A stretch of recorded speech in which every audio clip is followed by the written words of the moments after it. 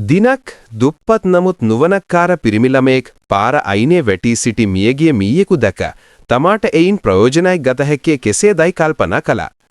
බලලෙකු ඇති කරන පුද්ගලයෙකුට මේ මීකුණ විකිණීමෙන් තමාට මුදලක් සොයාගත හැකි වේ යයි සිතූ ඔහු මීකුණත් රැගෙන එතනින් යන්න පිටත් වුණා.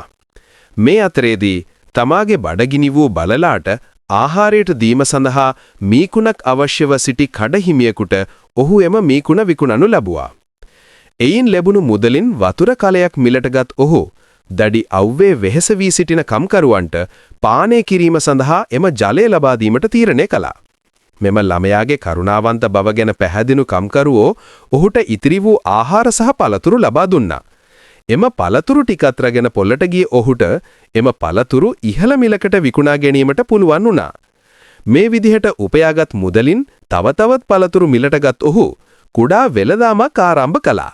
මේ අතරේදී දැඩි අවුරශ්මිය නිසා පීඩාවටපත් සිටි ධනවත් වෙළඳෙකුගේ කරත්තයකට මොහු විසින් ජලය සපයා වෙළඳාට උදව් උපකාර කළා. ළමයාගේ උපකාරය ගැන කෘතඥ වූ වෙළඳා ඔහුට වටිනා රිදී කාසියක් තෑගි කළා.